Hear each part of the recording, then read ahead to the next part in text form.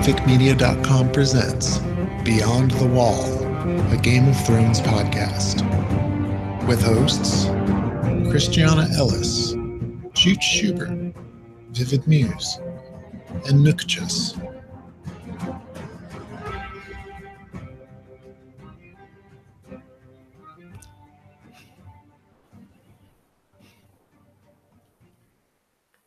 Oh, you muted yourself, Chooch. I do that all the time. Yeah. And I put this big bright button so when it mutes I can see it. Yeah. Hey everybody. Welcome to season 7 of Beyond the Wall. Tonight we're discussing episode 4 of Game of Thrones titled The Spoils of War, with no spoilers past the currently aired episodes. This episode sure spoiled us for giving us all these fan service moments. Oh yeah. Yeah. This is very true. Very, very true. It's so weird in this season after having most of the show be all about what keeps all of these different people apart from one another. And now it's like, oh no, they're just all meeting willy-nilly. Yo, dog, I heard you like Starks meeting Starks. How about we get that happening? It's like they finally got all their action figures on the desk together, and now they're just mushing them together. I did see, Viv saw a couple news bits. One is that no news from George R. R. Martin about Game of Thrones specifically, but he did post his Worldcon schedule and had said he's not doing any more cons until blah, blah, blah. So there is hope that the other, not cryptic messages, but he had said before that, you know, with the other, the big tome was coming out. What do they say? It's like the Tolkien thing. Like the Silmarillion? Right, but it's for this world and like. Haven't they done that already? There's that whole big Atlas. Yeah. I don't know. But okay, sure. They said the that the wiki next in a book, book. that book would be coming together close release. You know, Or- honestly, it has been long enough that I think in my head I have kind of just clicked my anticipation into just a holding pattern. Like, you know, I'm kind of in a position where, like, I want it to come out, obviously. I want to read it, but I'm kind of just indifferent to the delays at this point. Right. Yeah. The HBO's hacking saga has continued. Apparently, the hackers had demanded this big ransom, and HBO hasn't paid. And they released a whole bunch of actors and actresses' personal information, which is really shitty. Yeah. A bunch of Game of Thrones actors' cell phone numbers and stuff, and personal email addresses and correspondence, and just a mess. It's idiots. Hackers, man, not cool. The Not 90s cool. lied to us. Yeah. Not cool. Not hot like Angelina Jolie. No monsters on the screen. No Penn Jillette as the villain. Just cell swords, Yeah, they're just cell swords. and not good ones. Yes. Mike McCauley in the chat says lots of gamey thronies this episode. Yep. Yep. And there's a handful that I actually wonder if they're gonna make into a plot point, because there's certainly some ramifications of things that happened that the show doesn't really address here. So will they come up later? Maybe. We'll see, I guess. Who knows? Yeah. Who knows? For discussion, I thought we would again jump totally out of order, or I guess more like stick with scenes, because this one, like, scenes didn't really have big consequences on each other. Like, sometimes their conversations kind of feather in, and you know, Yeah. I do want to save the big for last, but Sure.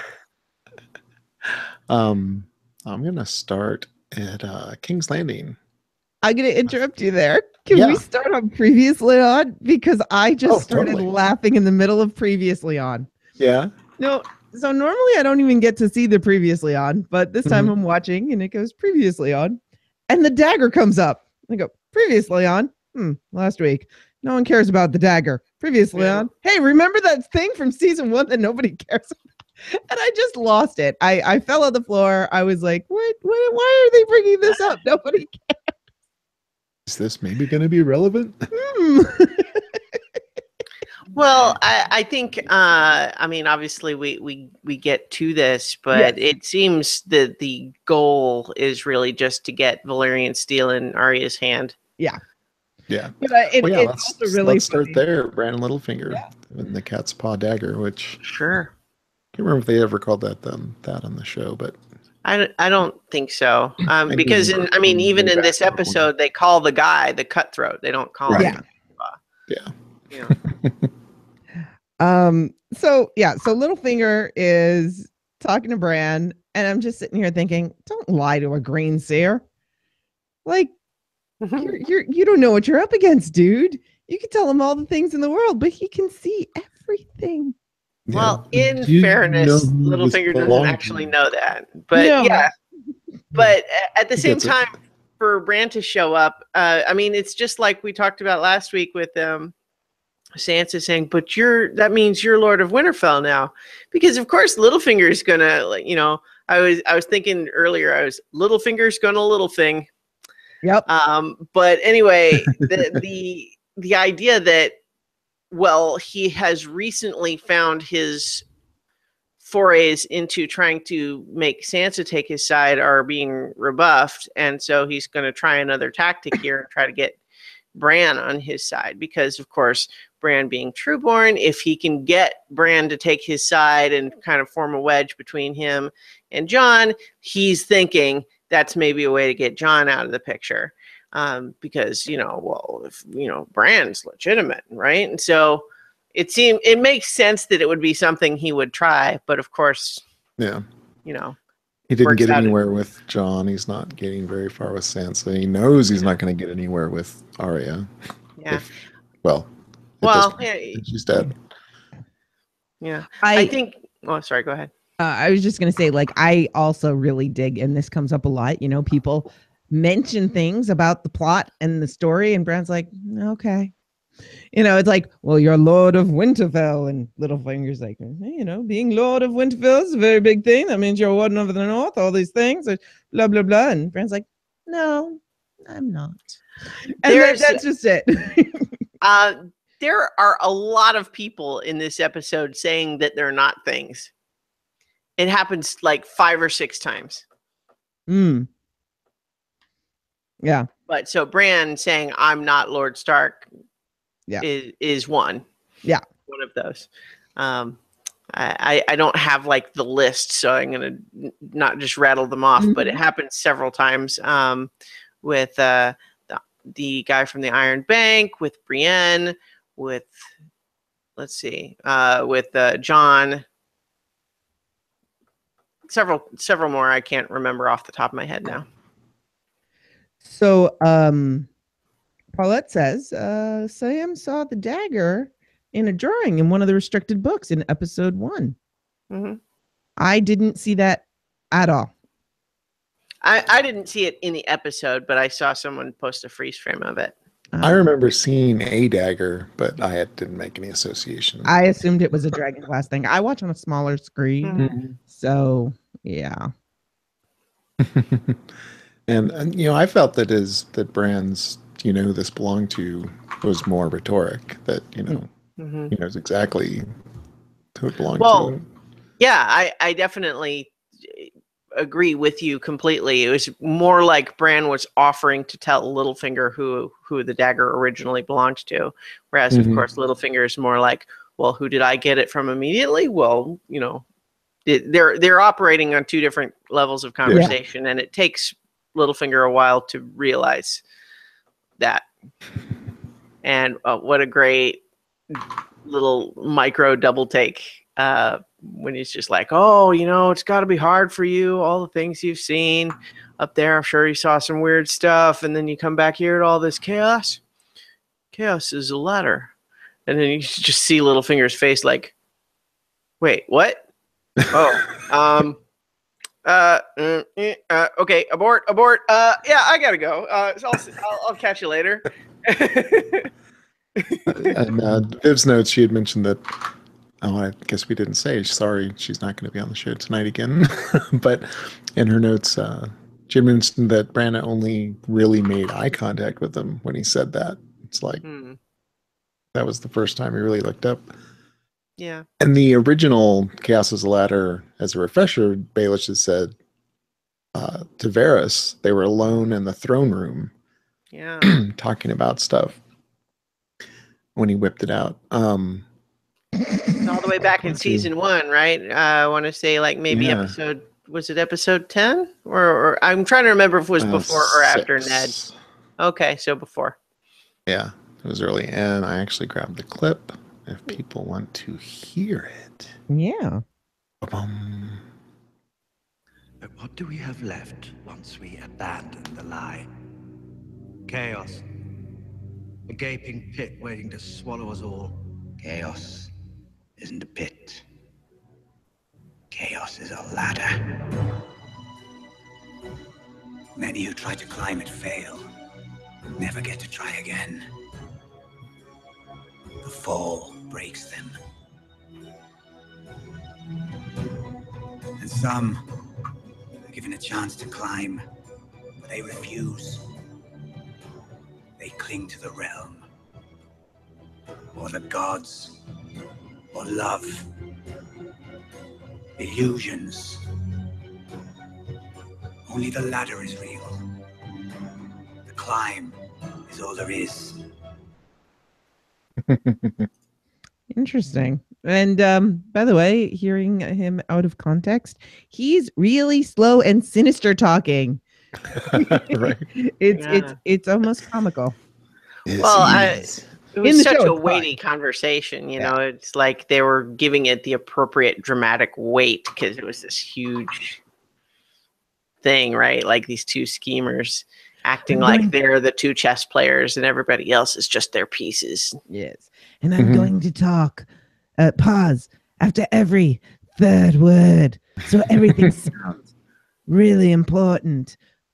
But I'm totally not doing William Shatner. Well, I've actually got about 40% Christian Bale Batman voice. Yes.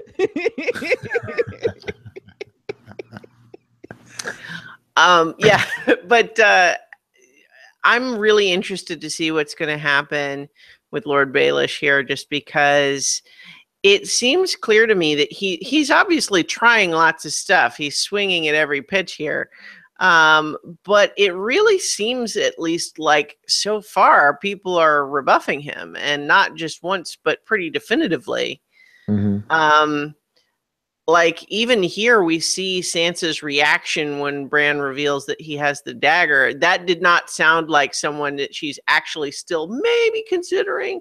No, she's more like, no, okay, we need to figure out what he really wants here, why he would do that, because so it was almost more of like this immediate dismissiveness of there being any possible good motivation for him to do anything.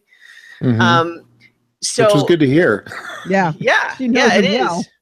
But the thing is that they do have a problem with him, because as much as no one trusts him, and as much as he's going to continue to push his luck until he falls off the ladder, he could do a lot of damage. I mean, in principle, the bulk of the forces that they have at Winterfell now are Littlefinger's guys from the Eyrie. From the Vale, because most of the Northmen and a lot of the wildlings have gone up to protect the wall or protect their own regions. So, you know, if so there's a significant percentage of their forces that are conditional, and even if they, even they don't like Littlefinger, but he's kind of got them hostage because Robin's in his pocket. Right. We haven't seen him recently. I wonder if he'll show up again at some point. I hope But what I'm anticipating, though, what seems like the current trajectory is that he is going to keep pushing it and pushing it and pushing it until something cracks and he's going to burn everything on his way down. Yeah. I got like flickers of who was it? Someone's prediction of Arya killing Littlefinger. Oh. Yeah. What? And wearing his face. Yeah. Not so much the wearing the face, but yeah. Yeah. Like, that solve a lot of problems? Well, like I don't know if I like that because, Arya is cool and at some point Littlefinger is probably going to die.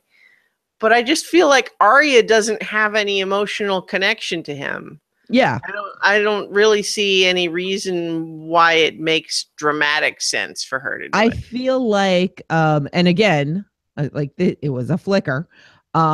Just because of like the whole foreshadowing thing of, or the Chekhov's Gatspaw dagger thing, giving her this dagger and all this other stuff. And I'm sure it's going to have other implications, but I would not be surprised if they write in something about her understanding how much Littlefinger had to do with so many of the things that put people on her list. And I could see her killing him for that. I thought they had beef, but I guess it's still not personal though, right? Like it's like hearing about a war criminal and deciding that's why you need, like, everyone else on her list is someone who wronged her personally, like not just they did something that matters to me. It was like to her. Yeah, but I mean, Littlefinger was involved in her father being killed, which started indirectly. In a very complex and labyrinthine way. Littlefinger was involved in her sister being blamed for Joffrey's death and everything that happened to her sister after that. That's complicated and far away. Just saying, like there are things that I'm not saying she wouldn't have. I mean, he's obviously done a lot of awful stuff. I'm not talking about thinking that it's impossible that they couldn't come up with a way for her to feel like she needs to kill him. I'm just saying from a narrative standpoint, which I'm talking more about this season because I feel like the show has stopped being the show that's only setting up tropes so that it can upend them. Yeah. It's not doing that anymore. And I think that it's done doing that. I think that you're coming in for a satisfying landing is what they're shooting for right now. It's also just making random things happen because Game of Thrones. Yeah. To my mind, the only way that it makes any sense for Littlefinger to die in a like thematically poetic way is for him to end up getting his own damn self killed in just some stupid way. Like he is just going to push his luck one last time and just, some random guy is just going to, get tired of shit and turn and stab him or something like that. Because he's going to just try his moves just one too many times. That's what makes sense to me. It's kind of like the idea of Ramsay going out to his dogs, right? Yeah. Like in theory, like we could say that, Sansa's responsible there, but the way it happened, they found a way to try to make it like metaphorically resonant, right? So Littlefinger's thing all along has been all of this scheming. And what makes sense to me is to have the scheming be what gets him killed, ultimately, falling off his own ladder. Whereas I think Arya just saying, you've done a lot of stuff I don't like, so that doesn't feel good to me. Yeah. Sure. But I don't know. I mean, that's just my opinion. Yeah. Like I said, it was a flicker. Sure, I get these feelings a lot. You might be right. There's certainly been times that I was wrong. Like, for example, I spent a fair amount of time, I think just last week, talking about how well, I don't know that Bran is really that different a person. He just seemed distracted. And then they have like 3 different scenes in this episode saying, nope, you're wrong. He's absolutely like a totally different guy now. And we have Mira say that he died in that cave. So, yeah. And the funny thing is, I'm sitting here going, I wonder how true that is, Bran. Maybe you don't realize that you're actually in there. So now I'm more on the other side because he said, well, I'm not really Bran. And I'm like, yeah, right. Maybe you are. All right. I'm very persuasive with 1 week lag. You are. Yeah. And from what I got was, he's not really Bran. It's not that he's not really Bran. He's not just Bran. Yeah, he's more now. Mike had a funny comment earlier that he's less than 30% Bran now. That's less than cereal. 33% three-eyed raven.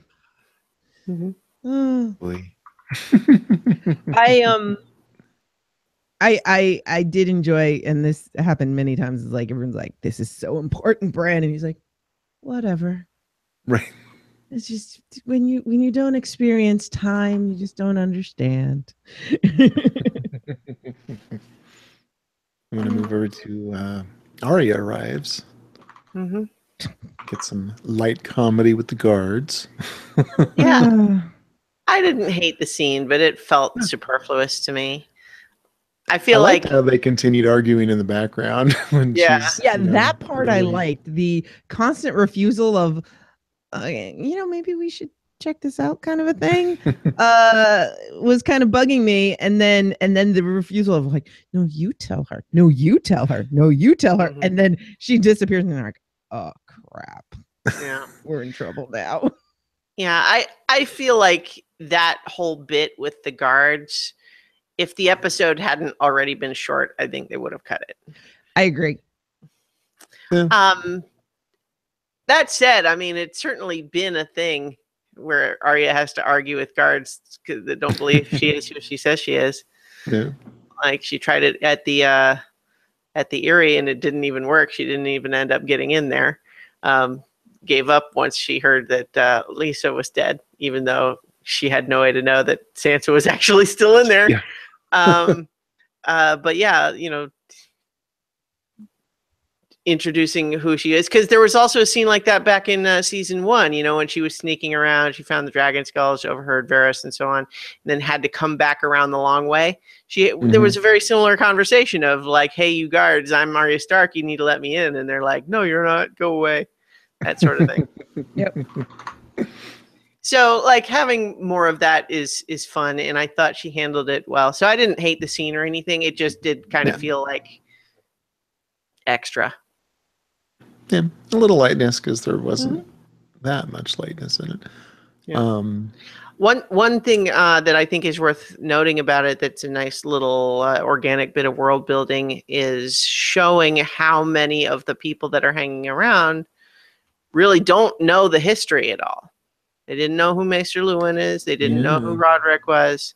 So it's just kind of that part of what's going on there is this idea that like those guys, it was not that long ago. These guys are strangers. And so that's kind of tying into what I was saying earlier about how a lot of their forces around Winterfell right now are actually Littlefinger's guys. Yeah. Yeah. Yeah, there's a lot of Eyrie men there. Yeah. If the war against the Night King up in Eastwatch next week goes really bad, Littlefinger might feel like it's time for him to make a move and switch back to Cersei's side or something. Yep. So I looked up that image, by the way, of the dagger, and it's the passage that it's talking about is Aegon the Conqueror. So that means it's definitely older than Rhaegar and some other people. And it's talking about, how Valyrian steel is made and how some of these blades would be decorated with dragon glass. And the hilt is black and shiny. So I think that that's kind of interesting to know about that dagger. Yeah. It that it's likely got dragon glass and it's Valyrian steel. Just want to put that little tidbit out there. Part of what's interesting about that is the question of whether or not that suggests that Arya will be heading north from here. Yeah. Because I think, part of what's interesting about when we talk about her list, which comes up a couple of times in this episode, obviously, is the idea that Cersei obviously is kind of her number one at the moment, except there's kind of a lot of people who want to kill Cersei, right? So they can't all get the glorious vengeance of that or anything. You know what I mean? It comes down to Arya's probably not going to do that one, is my guess. Right. So, maybe they are sending her north. I don't know. All speculation still. I think her entire path changed when she changed direction. And Bran even says, he's like, I saw you at the end. Yeah, I thought you were going to King's Landing. They remind us of the strength of that that decision, the weight of it. Yeah. And it shows us that the future is not set in stone, because Bran thought she was going to King's Landing. And so it shows that he can't really predict the future 100%. It's fluid. Yeah.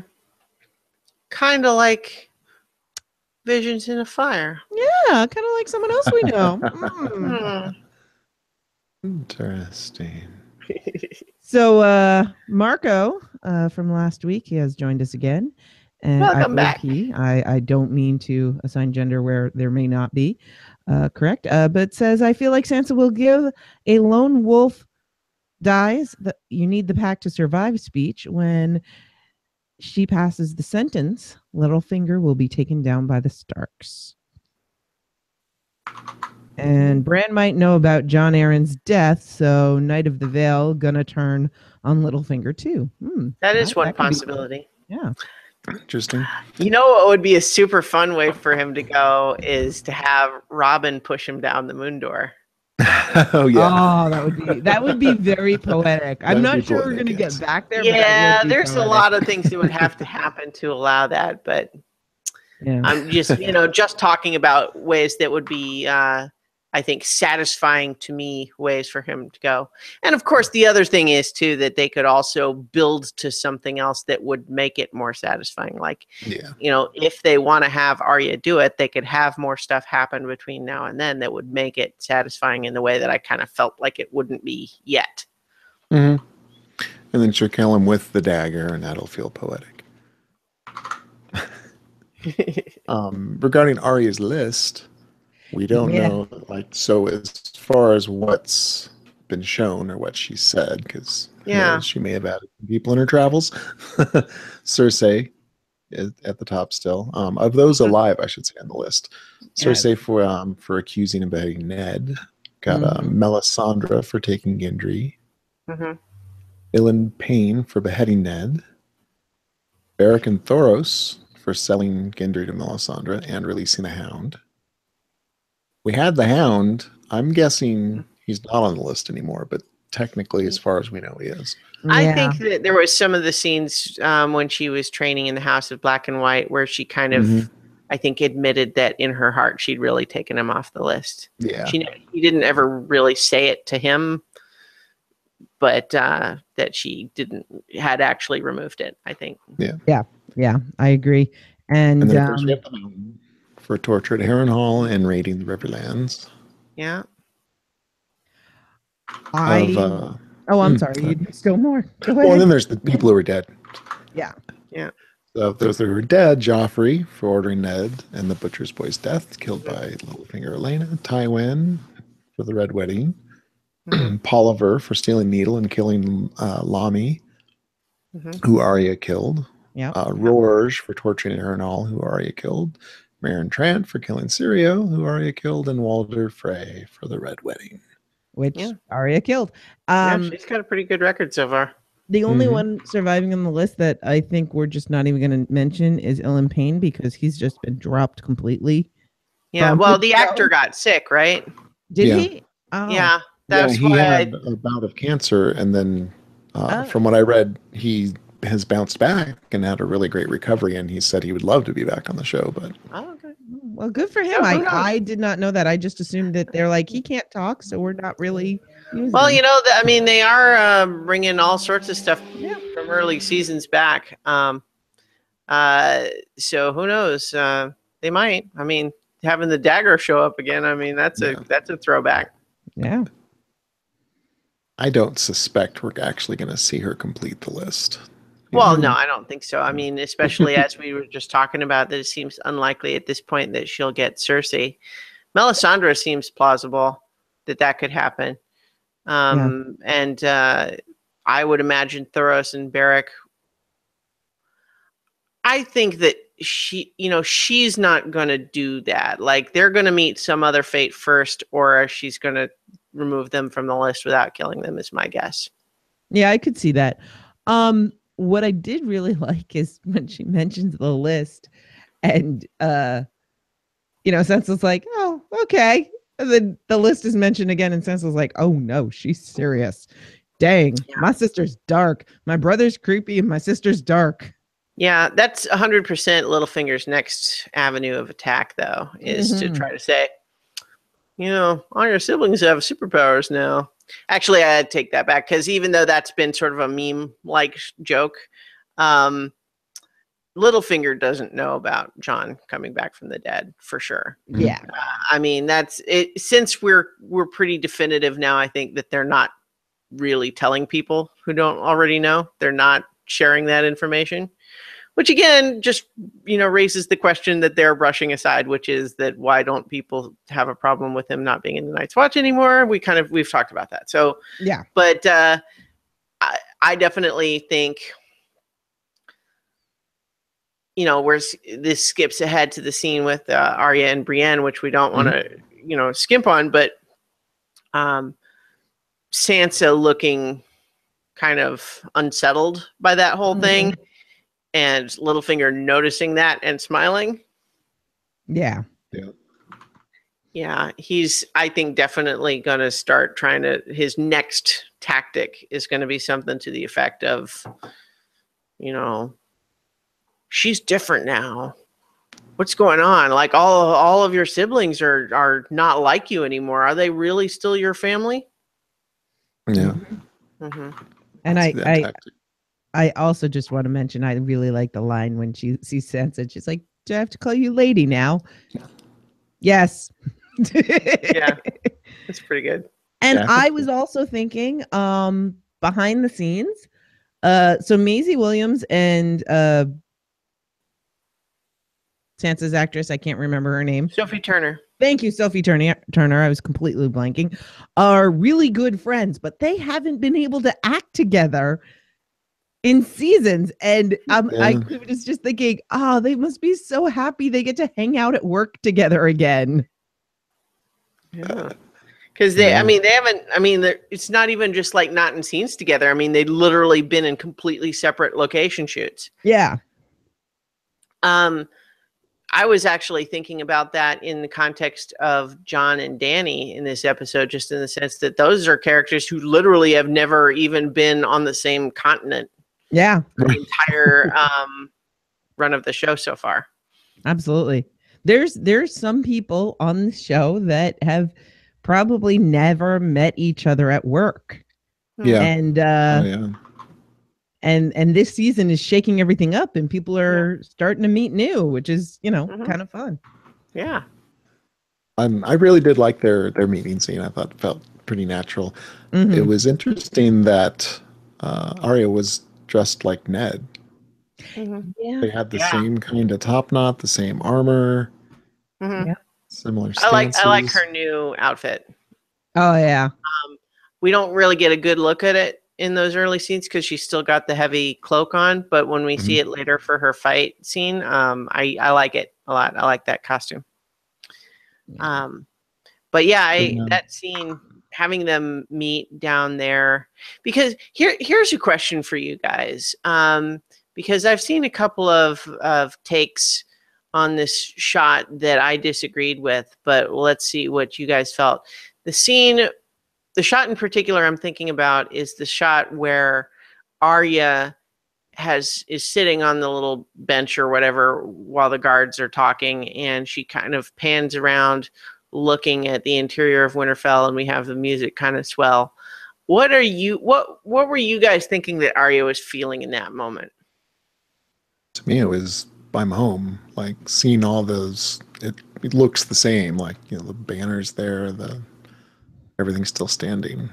And to me, it was, I feel like a stranger. That's what I felt. The banners were, yeah, okay, this means that this is supposed to be home, but it doesn't look like I remember. This is not how the courtyard looked the last time I was here. I mean, the castle burned. So things look different. There's no Hodor. There's no Sir Roderick. There's no familiar people. And my brain may be retroactively, but I swear there was a little smile at the end of it. But I watched specifically for it this time, and because I had seen a couple of different takes, and the two of you, I mean, obviously, I think kind of sum up where some people have disagreed. I tended to be more on where with Nutty, that she was kind of having a reaction of like she was sort of anticipating this great homecoming where she was going to see Jon and everything was going to be great. But instead, the guards give her a hard time, and then she's looking around and she's feeling like, I don't know anyone here. I mean, in theory, I'm going to see Sansa, but this is not feeling right yet. And I think that the end of the shot is where she sees the banner, which gives her the idea to go to the crypts. And so to the extent that there's a little smile at the end, I think it's because she was realizing that that's where she wants to go. Nice, that was my take there. But yeah, I definitely, especially, the scene with the guards kind of reinforces that idea that she's feeling like, I'm not the same person I was when I was last here, and none of the people here are the same people. It's really not my home anymore in the same way. Like maybe it can be again, but it's not what it was. I've not come back home. I'm going to try to make a new home in the same place, maybe. Mm-hmm. And I'm sorry, better. Aaron, every time she tries to say she's Arya, it's an Aaron guard trying to send her away. But Mike Macaulay says, in quotation, so I assume this is from Arya's point of view, while you dipshits are arguing, I'm going to go to my safe place and head to the crypt. Marco says, if you're expecting a heartwarming reunion, you're not paying attention. It was familiar, but not the same. Paulette says, I was thinking it's changed. It made me think of her meeting with her direwolf. This isn't me anymore. Mm. Mm. Yeah. Interesting. The idea that she's thinking, while you dipshits are arguing, I'm going to my safe place and head to the crypt, makes me just think how, given where she spent the last couple of years, it probably would be, she would not think of the crypt as creepy at all. She would probably actually find it very calming. Yeah. And I really enjoyed their reunion down there. I enjoyed that Sansa knew exactly where she would go. Mm-hmm. And then, their conversation of the stone sculpture of their father, and it doesn't look like him. They should have had somebody who knew him sculpt it. And it's like, yeah, nobody who knew his face is alive anymore. And it's just, ooh, it really shows you how different things are, because season 1, everyone in the North knew what the Starks looked like. And we're flash forward to now, nobody knows what Ned looked like. Nobody knows what Arya looked like. Nobody knows what anyone looks like, know. And in the books, we have a fake Arya. There is somebody that the Lannisters is passing off as Arya, and it's actually like one of Sansa's friends. And that's how it's working, because she knows all of the information. She's got dark hair, and there's nobody there to say, oh yeah, it's Arya. And they use Theon. They make Theon say that, yes, it's Arya. And it's kind of the same thing that I'm seeing here. It's nobody knows what she looks like. And you need someone like Sansa or Jon to be able to say, no, that's Arya. Because if they weren't around or didn't survive, it doesn't matter that Arya is a Stark. There's nobody to verify that. Yeah. Well, I mean, and it just ties into that the guards again. Them just like they don't even know who the master of arms or the maester of this castle was just from a few years ago. Yeah. Yeah. Exactly. Crazy. And Marco wants to point out that Arya likes faces. Faces are kind of important to someone who studied with the Faceless Men.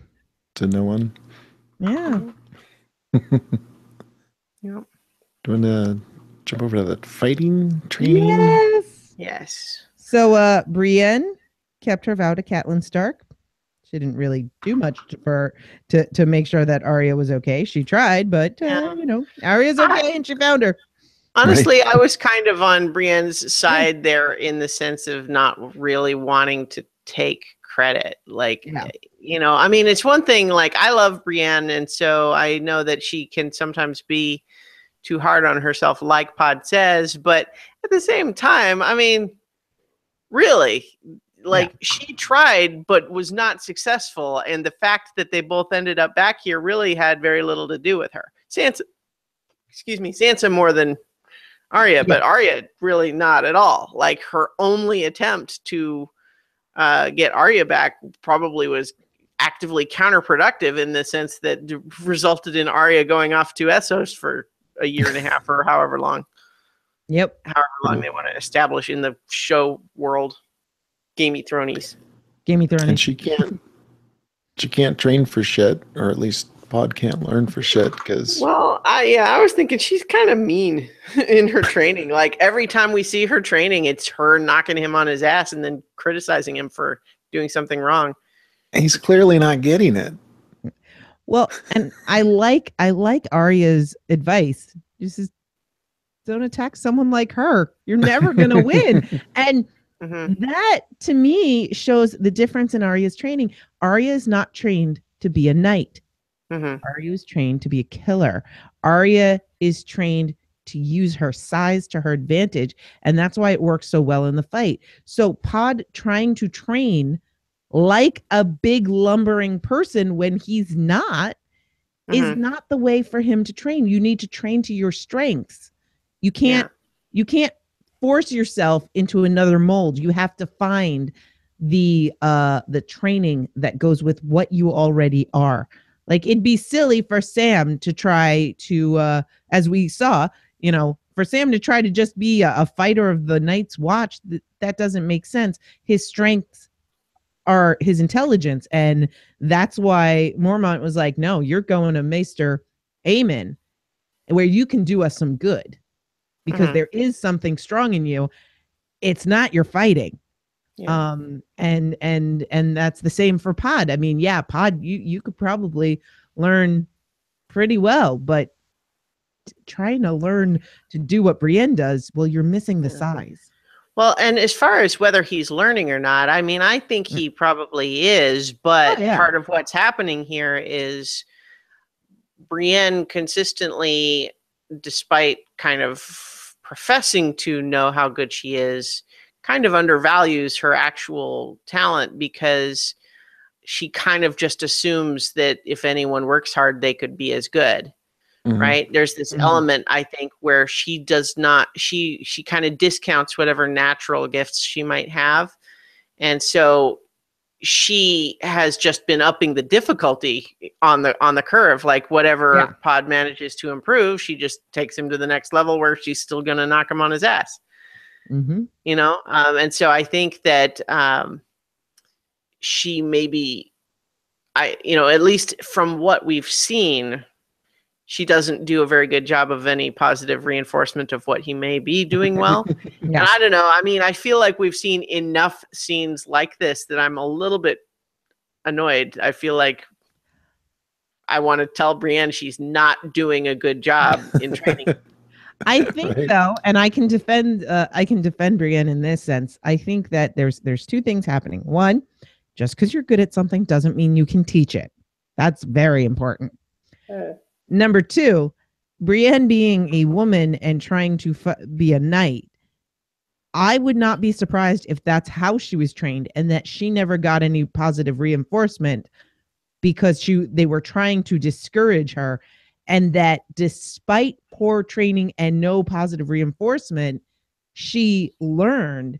And so she's trying to replicate that with Pod, not realizing that it's a different situation. Mm-hmm. No, yeah, I mean, I believe it is in character and all. There's all that. I'm just But saying she's a bad teacher. in the abstract, yeah, I feel like she's overly harsh on Pod, and it makes me sad. Yeah. And there's not usually things with Brienne like that. I feel like, I'm right there with her most of the time. So the moments where I feel like she's in the wrong. Yeah. But yeah, at the same time, I thought it was interesting too, the idea that Arya comes in and says, well, I want to train with you because you beat the Hound. But I don't think that's not actually what she wants. She wants to fight with someone who she thinks is good. Yeah. That didn't seem like a real thing of like, oh yeah, let's have a lesson. This is the thing that I'm going to say to her so that she'll fight me. Yeah. For fun. Yeah. Right. And it was total fun for Arya. She was having such a blast. Yeah. And that was scaring the heck out of Sansa. Paulette said that the sparring scene between Arya and Brienne was one of the most profound scenes of the season so far.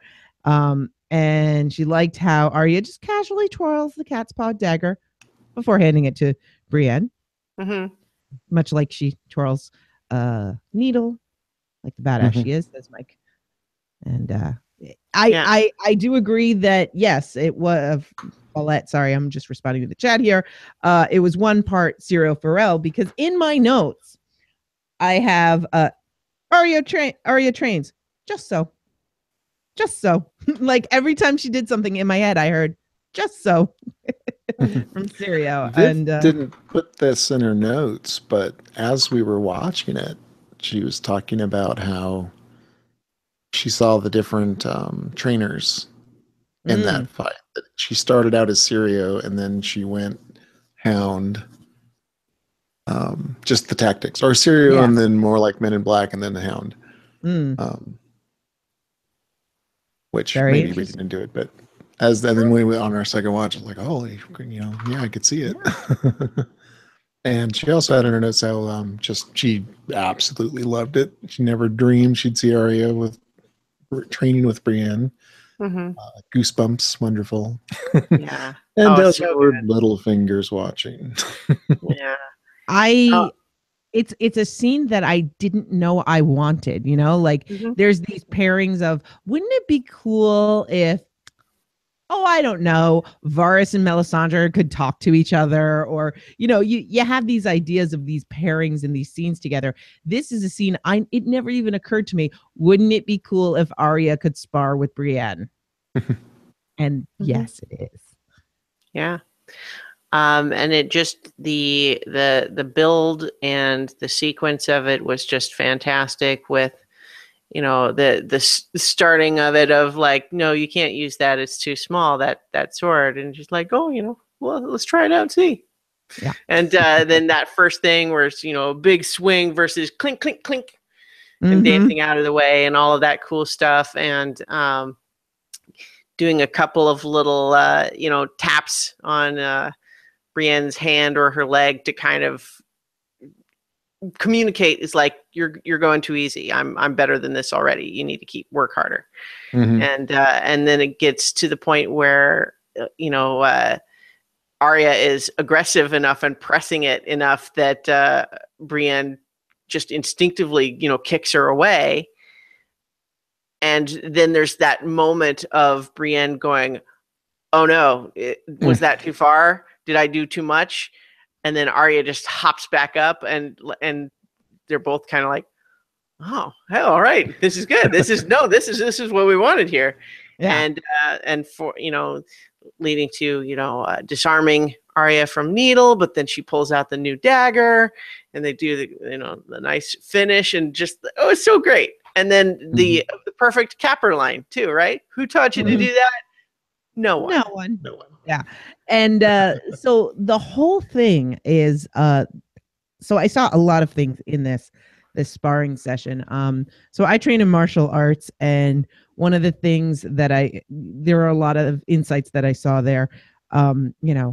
She's learning and watching Brienne fight as she fights with Brienne. That's too small. You can't fight with that. And it's like, no. It's just going to be a different tactic. And so to me, it was like these big swipes from Brienne are like kicks, in karate. They focus on these kicks, and the kicks can be really powerful unless you're fighting an opponent that doesn't kick, because kicks are really slow and you can get in there. And exactly what I would do to a kick is what Arya did, is she taps it to the side and she gets in nice and close, because one of the safest places you can be is close to your opponent. And it was really neat to see all of those things happening. And when Brienne kicks her, and there's that whole scene of, did I go too far? And Arya gets up and was like, this is what I'm talking about. That's a similar thing that I have felt when I'm training with somebody from a different dojo, because they're just too gentle. Oh, you're a woman. I'll be really gentle. You're smaller than me. And I'm like, no, give me some energy. And the moment I feel somebody really try to give me energy, I'm like, all right, now we can actually work. Now this is how we blend, because if you're not giving me energy and you're like treating me with kid gloves, I'm not getting anything from this. So it was really neat seeing all of that. And Paulette said she thinks that she wanted to fight Brienne to have some practice against a big, tall opponent like the Mountain, maybe? Yeah. So I loved everything about that scene. Yeah, it was great stuff. Including before, when Pod says "Milady" and Brienne goes, "I'm not," whatever. It's just like, thank you. But another moment where people say that they're not something.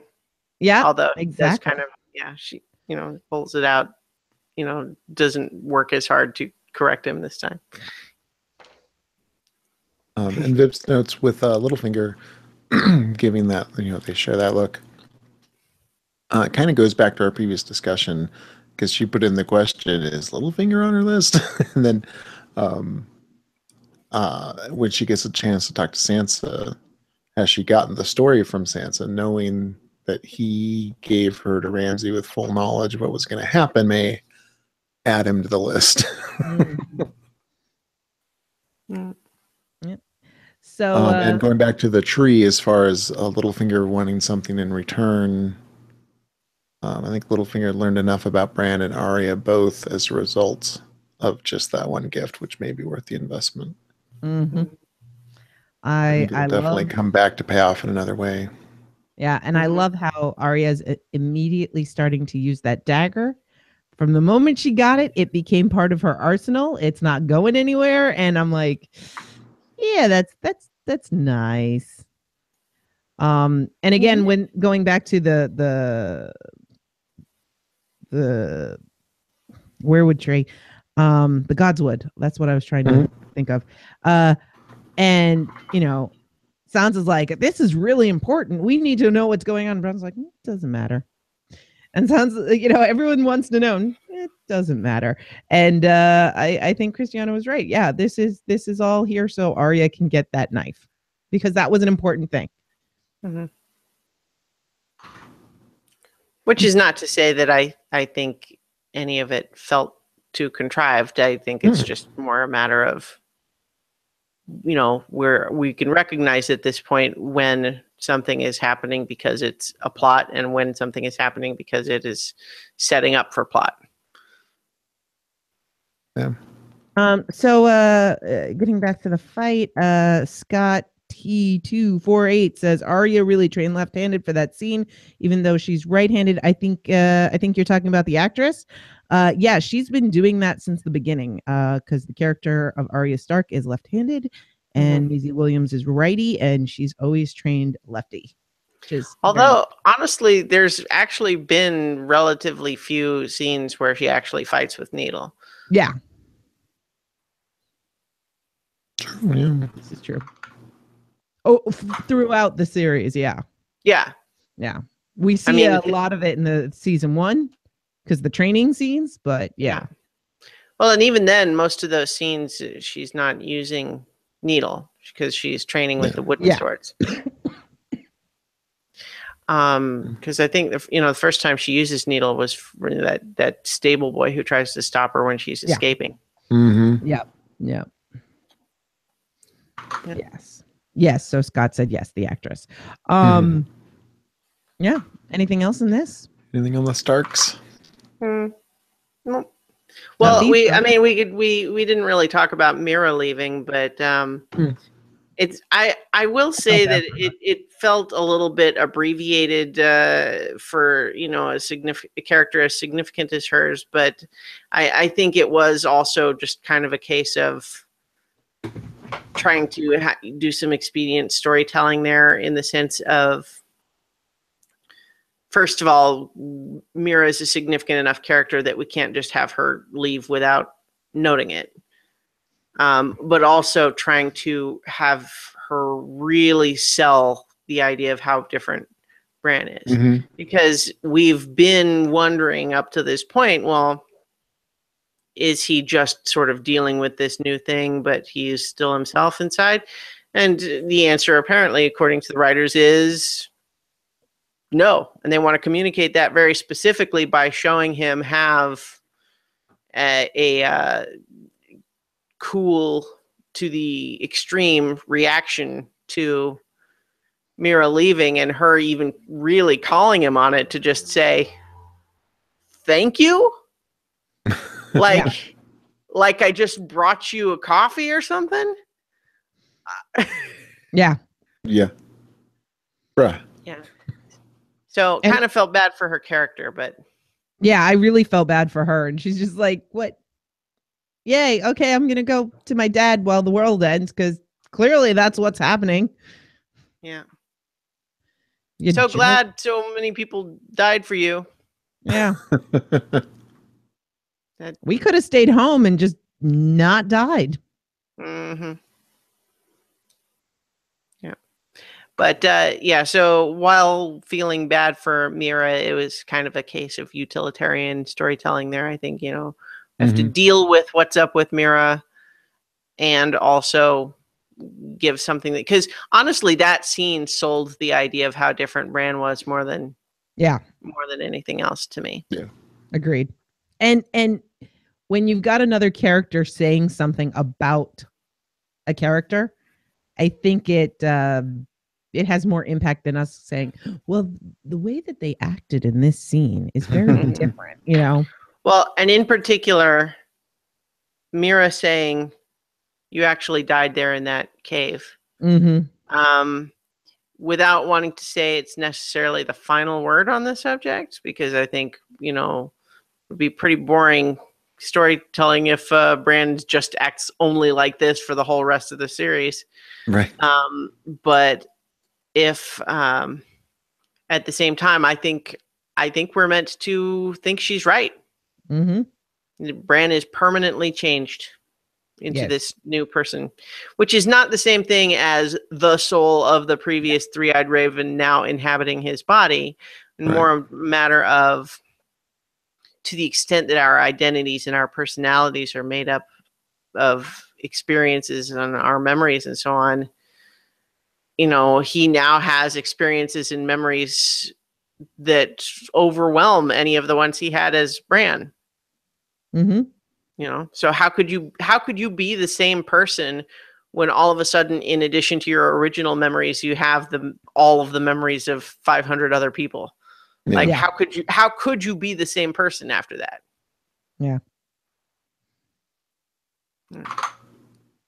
You can't. Nope. Let's check in with Cersei. Oh yeah. She was Although, in this episode. Yeah. Go I ahead. was just gonna one last button on that scene is just the joke of like, although if he's got that many people's memories, you'd think that at least one of them would be less rude. Right. Yeah. But anyway, Bigger fish to fry. mhm. So Cersei and Tycho, and you can tell listening to this for at least a week probably now is clearly wearing on her. Mhm. She's we have another moment of no, I'm not a lord. I'm just an instrument of the institution, that Yep. sort of thing. But yeah, this was another scene like where I didn't hate it, but it really just felt like we just have to establish it's like the same scene as the previous one where she said, "Yep, we're going to pay you." And now it's just not a surprise how they're going to pay anymore. Mm-hmm. It's like the money's on its way.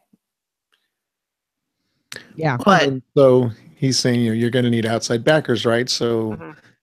great, we get our money. We're back in business. I'm behind you. Well, And she says, well, Qyburns made overtures to the Golden Company in Essos, which yeah. should put him on edge, I would think, competing bids.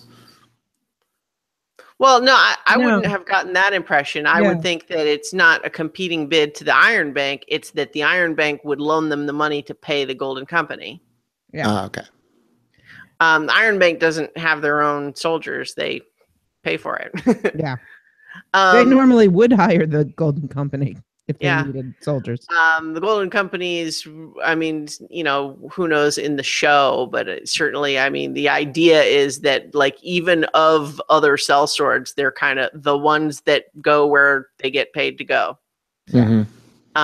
But one of the things that I think is an interesting ramification of this is kind of one of the things I was mentioning earlier is the idea that half of Cersei's whole pitch for why people should stick with her and not support Daenerys is this idea that, oh, well, this is Westeros for Westerosi, and I'm not bringing in all these foreigners. But now that she's going to have lost a lot of her Lannister men and talking about bringing in the Golden Company, that's foreign soldiers too. Right. No, but it's not foreign when I do it. Yeah. That's how she's gonna, No. They're Lannister men. See, I put lions on Yeah. them. And these private sellswords that are from a faraway nation and have no vested interest in the well-being of the people here are going to do good things in the world.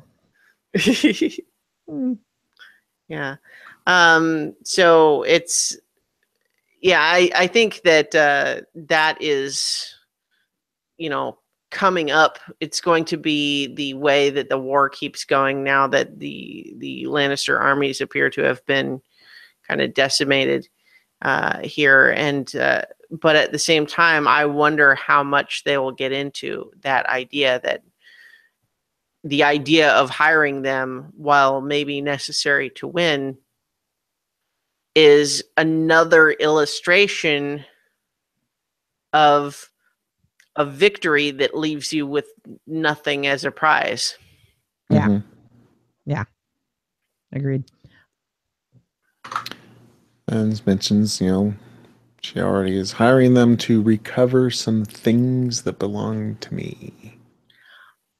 Now, did she just mean the other kingdoms, or was there something specific that she's talking about other than that? It's I got thought to it be was a breadcrumb to something. It felt like a weird way to say it because I felt from context like she was talking about, castles and kingdoms and stuff, but it's a weird way to say that. It makes it sound like she's talking about objects or even maybe people, but who or what would that be? Yeah. Yeah. I'm thinking there's going to be some buy assassin action based on that statement. Mhm. Seemed definitely significant. Scott mentions Casterly Rock. I don't think she's worried about getting Casterly Rock back. That's kind of the whole plan, but that's going to be like a long-term investment. I think I don't know. It feels like, things that belong to me it's a little more weighty. Mhm. Yeah. So, I mean, We'll see. I didn't have the impression that she really even cares at all about Casterly Rock at No. this point. She feels like she's Yeah. traded up. Yeah. Upgrade. Mhm. Yep, yep. All right. Over to Dragonstone. Mhm. We have Danny Masende and John heading into the caves of Dragonglass, Mhm. which seemed like it was supposed to be spectacular and wow, but just on my screen, I couldn't really see shit. Yeah, it was Yeah, pretty. I But She was it's pretty. realistic. You're there. But yeah, the lighting was still pretty dark for it to be this sort of big grand reveal that it seemed like they wanted it to be. Mhm. Also, I don't hate the idea that there would be all these engravings there, but Mhm. there were some gamey thronies dealing with that. Just first of all, it's like, oh, by sheer coincidence in this area that we're mining, it turns out that there's pictographs that just explain the exact Yeah. point that I was hoping to make, even though it's not really obvious why those things would necessarily be here. And oh, does it seem weird at all that the depictions of the men and the children of the forest are very, very simple, and yet there's just ridiculously intricate pictures of Yeah. the others so that it's really obvious what they are? Right. Yeah. Well, okay. So I could hand wave at the all right. These carvings are right where we're mining. Well, I'm thinking, sure, the children they put these carvings all over the cave because they figured, hey, we're gonna need to know this information one day. Sure, whatever. What I just heard in my head while this scene was happening was John saying, see, remember these things I was saying? This is my legit source. I'm citing my Mhm. source.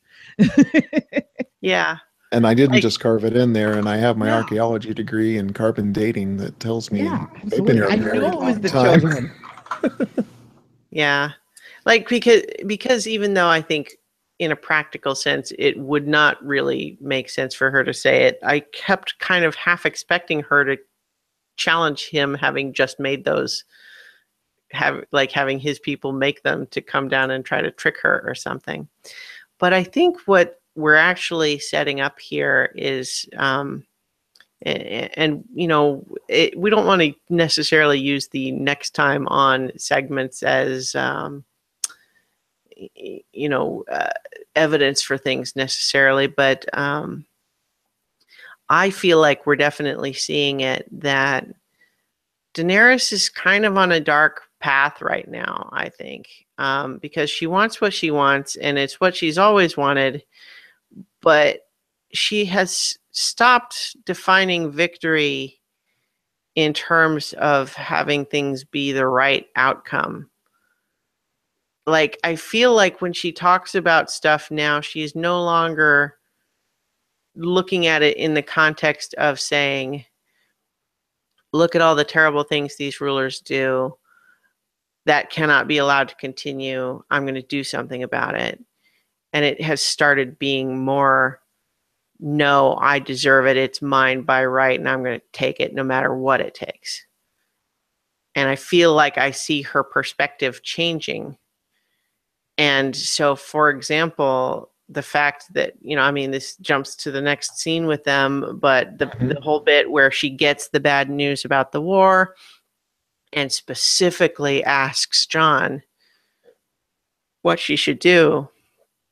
And he tells her not to melt castles and burn cities with dragons, as though that's something that, like, do you really need someone to explain that part to you, how that's bad? But not only that, but she kind of, like, she doesn't go straight to the Red Keep. And it's like, okay, yeah, we've got to fight. This is a war. People are going to die. But at the same time, I don't feel like what she ended up doing is a huge step from the going to the Red Keep with the dragons. You know what I mean? I see it as really different. It's better, but like it is still, first of all, 100% not doing like, it's the show's putting Tyrion in a weird place right now because it's giving him what sound like smart plans and then having them fail due to plot shenanigans. Mm-hmm. And her increasingly distrustful of him as a result. And I feel like I don't know what the show wants us to feel about that right now. You know what I mean? Are we supposed to be rooting for Daenerys to tell him enough of your clever plans? Because that doesn't feel right to me. I feel like it was another compromise. Like, yeah, okay, so she was a dragon, but she didn't burn castles. Well, right. This was an isolated strike against the army. Right. I may be crediting them with too much nuance, but I took, she sees the dragons, obviously Olenna's words come back, be a dragon. Don't listen to clever men, right? You're a dragon. And then when she asks John, to me, it was kind of a balance that he's not a clever man. He's smart, but he's not a clever man like Baelish or Tyrion or Varys. And kind of regrounds her, like, don't burn things, like you're not going to be better than anybody else. And so she still takes, Pavlov's dragon. If it's on the mantle, you got to use it, right? So, sure, but and in a much more productive manner. Yeah, it's better than burning the Red Keep, but at the same time, I feel like it is this middle path that I still feel like maybe I'm biased here by just seeing in her this frustration of the war not going well. She's like taking it personally.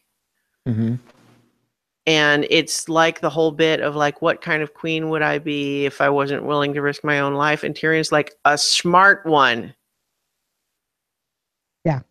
And it's a little bit like in the fight later with Bronn telling Jaime, like, you should go because we're going to get killed here. And Jaime not leaving. And it's kind of just like saying, oh, okay, but the amount of help that you can be by staying, is that worth the risk? And I obviously what we see in this fight, the fighting is going well with both the Dothraki and the dragon and everything. But if that spear had hit Drogon 2 feet to the right, he'd be dead, and she'd be dead with him. Or if it hit her. Yeah, war over. Yeah. Was that a good plan then? Just because that didn't happen? And not only that, but it's again, I'm trying not to be leaning too heavily on the clip from Next Time. I don't know, how do you guys feel about that? How do you... They didn't include a Next Time this time. Yeah. Okay, but what I'm saying is, I saw a clip from Next Time in the little, Next Time on Game of Thrones. How do you guys feel about talking about that? Because I could leave it out if people would really rather not hear it, but no, I think it aired. I have no opinion because I didn't see it. What we see is her standing on a rock lecturing a bunch of soldiers, basically telling them bend the knee or die. And then we see a cut to Varys telling Tyrion, you've got to find a way to make her listen. Oh. And I think it's because Daenerys has stopped. I don't want to say stopped. She is caring less about the well-being of her subjects and more about winning because she deserves it. Yeah. And especially for that sequence earlier in the episode where Miss Sandy is talking all about like, oh, she's the queen we chose. And and that sort of thing. And it's like, yeah, but that's not how she's acting anymore. Yeah. I mean, she is telling John, oh yeah, I'll help you if you bend the knee. And it's like, well, are you going to let them all die because of your pride? And I'm like, You turn that right back on her. It's like, you're Right. going to let everybody die because of your pride? Mm-hmm. Yeah. And we never quite got an answer from John.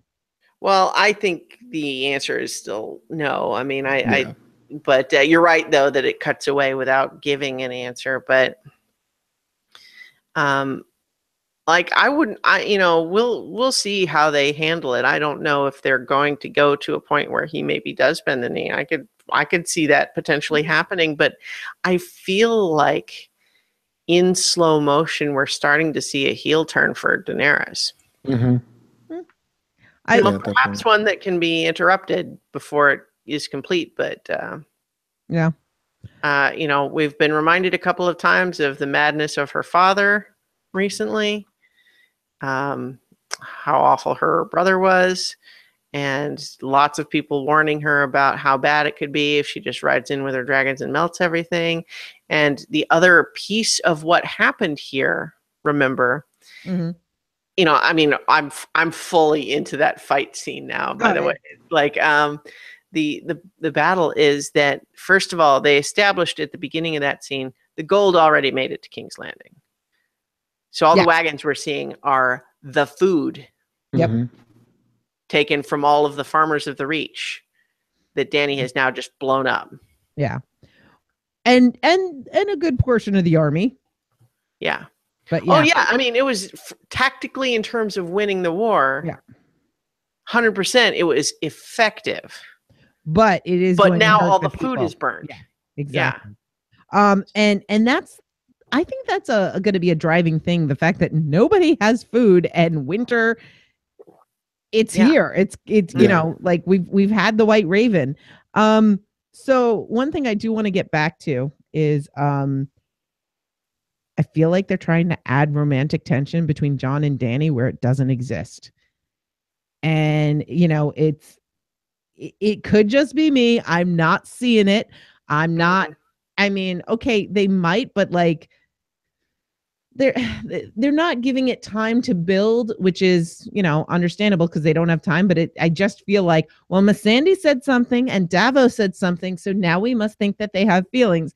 And then after the episode aired, at least on HBO now, there's like always a little vignette, and that's what the Benioff and Weiss were talking about, and I'm like, yeah, I don't see it, guys. It's just boy meets girl. They must have feelings for each other. Like, I increasingly think they choose those vignettes specifically to try to shore up the parts of the episode they think are the weakest. Honestly, yeah, I think so too. I think you're right. Which is funny because it talked about the cave paintings and their feelings for each other.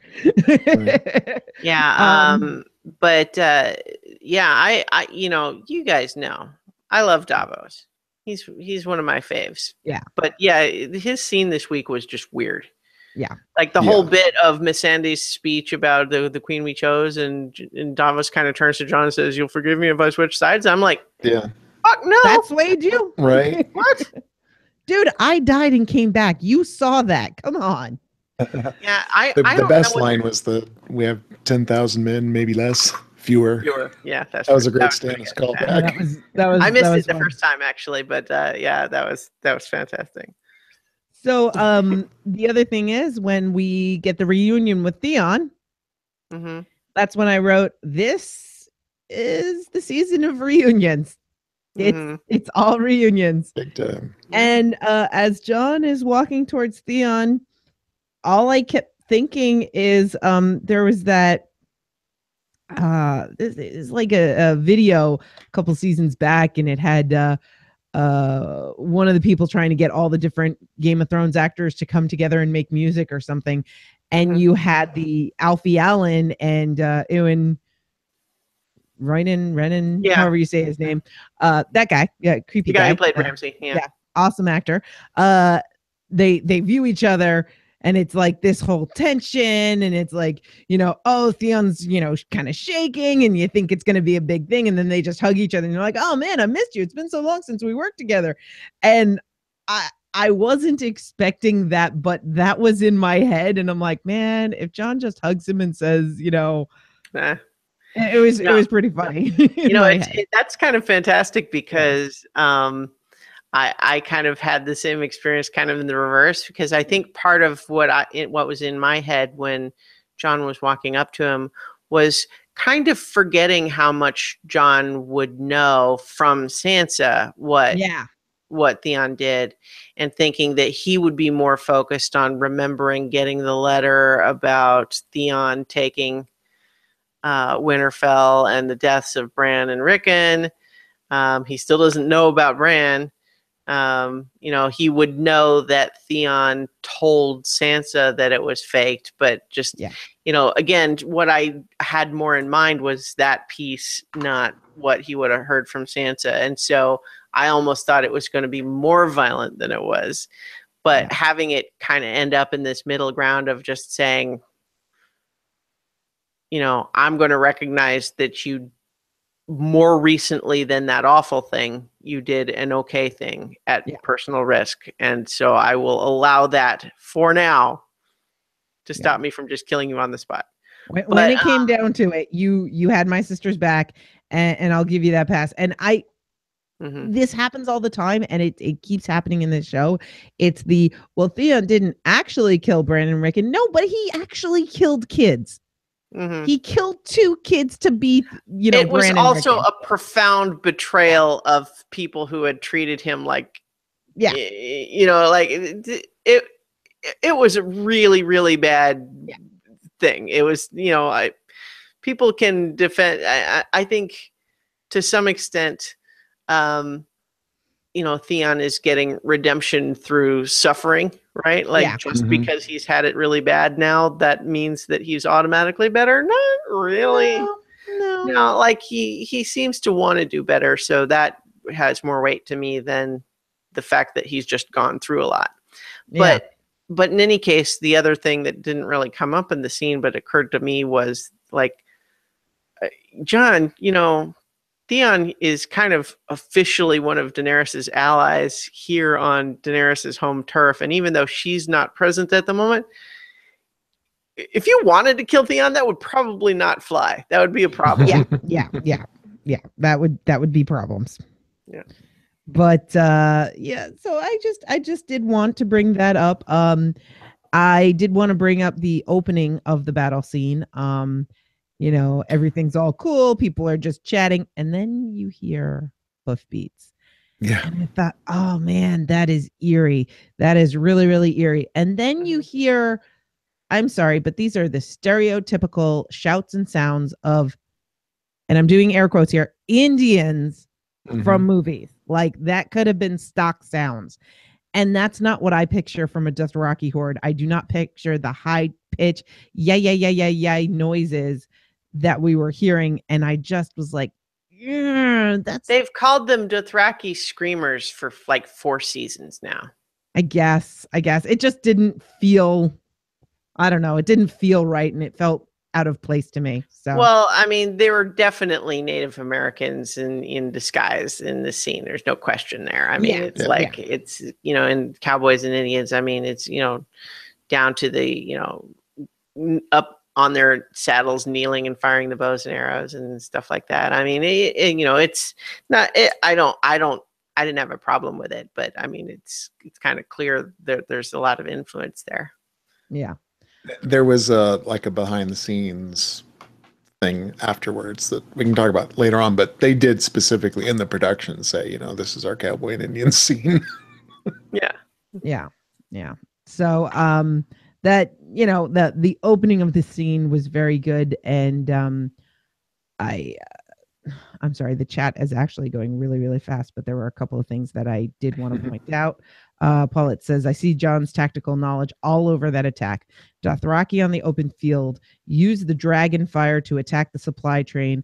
Think of World War II movies, planes firing rockets at trains. Yeah. There was definitely there was definitely some good tactics to this battle, and it was, as you said, cowboy and Indian scene, and then boom, yeah, but we got planes or dragons. And Marco says the Mongols, yeah. So in the books, the Dothraki are portrayed more as Mongolians. In the show, they've portrayed them more Middle Eastern, and their fighting tactics are less Mongolian. And then in this scene, it was very Indian. So, and when I say Indian, I mean Hollywood's version Right. of yeah. So, And I there was so much going on there, and Tyrion watching, I thought was really interesting. I agree. I loved it dramatically. I couldn't help think on the spot though that it's kind of like you're standing kind of close to the action here, aren't you? I mean, is that the same place to be? Yeah, exactly. good vantage point Yeah, on a bluff. I loved that he was there though, because the moment, because first of all, in the scene immediately prior, we were set up with I guess it wasn't immediately prior, but Dany's last scene with Tyrion was where she's basically challenging him of like, are you really underestimating them, or do you just really not want to hurt your family as much as you say? Mm-hmm. And this is kind of a reminder of like, yeah, I mean, I think, I don't think that Tyrion has been sabotaging anything, Yeah, or not really trying to win. But yeah, he doesn't want Jaime to die, and definitely not. doesn't want him to make a suicidal rush into a dragon's mouth. yeah.